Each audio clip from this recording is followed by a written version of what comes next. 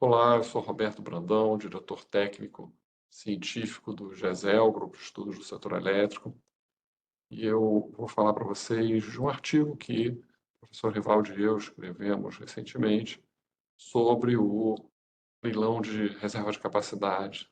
Será que ele foi caro ou barato? Então, o leilão de reserva de capacidade, o que ele é? Ele é um leilão feito para contratar projetos que têm geração firme e controlável. Contratou quase 20 GB de termoelétrica, sobretudo, mas também de aumento de capacidade de algumas hidrelétricas. E por que isso era necessário? Porque o sistema vem crescendo nos últimos anos, o sistema elétrico brasileiro vem crescendo, sobretudo com geração nova, eólica e solar, tanto centralizada como, sobretudo, distribuída. E a geração renovável, eólica e solar, ela não é controlável, ela ocorre quando há condições para isso. A solar, durante o dia, nunca durante a noite, e a eólica, mais forte até de noite, mas bastante variável ao longo do ano e ao longo dos dias.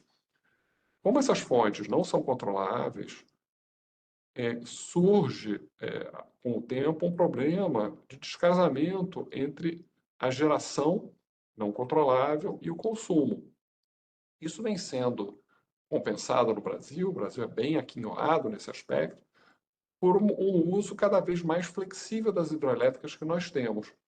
E as hidrelétricas brasileiras, elas têm sido usadas para concentrar o máximo de geração no início da noite, quando não há sol e o consumo é alto, e minimizar a geração nas horas de sol, no final da manhã, sobretudo, de amanhã e no início da tarde, elas minimizam a geração para concentrar à noite. Elas compensam efetivamente a geração solar e também as variações da geração eólica.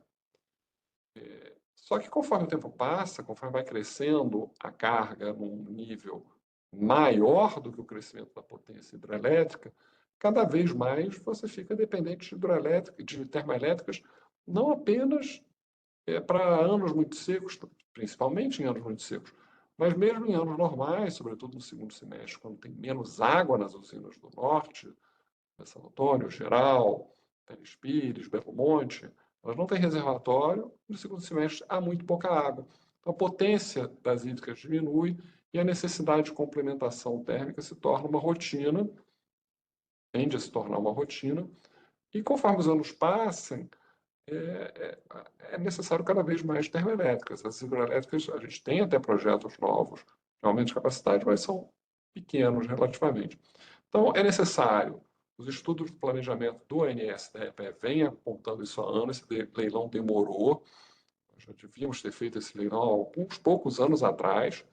Ele contratou projetos novos, sim, mas contratou vários projetos que já estavam sem contrato e que, por conseguinte, é, não haveria garantia que eles continuariam no projeto, no sistema, e eles necessitam, para uma operação flexível como a gente precisa, muitas vezes de investimentos para permitir que haja partidas todos os dias, partidas e paradas todos os dias, etc. Então, muito necessário.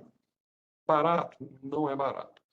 Esse leilão foi o prazo dos contratos é relativamente curto, e o que vai se pagar anualmente, mais de 30 bilhões por ano, é um valor bastante elevado, que não inclui a geração, quando essas usinas vierem a despachar as termoelétricas, sobretudo, ainda há um custo acrescido de combustíveis, que não é barato.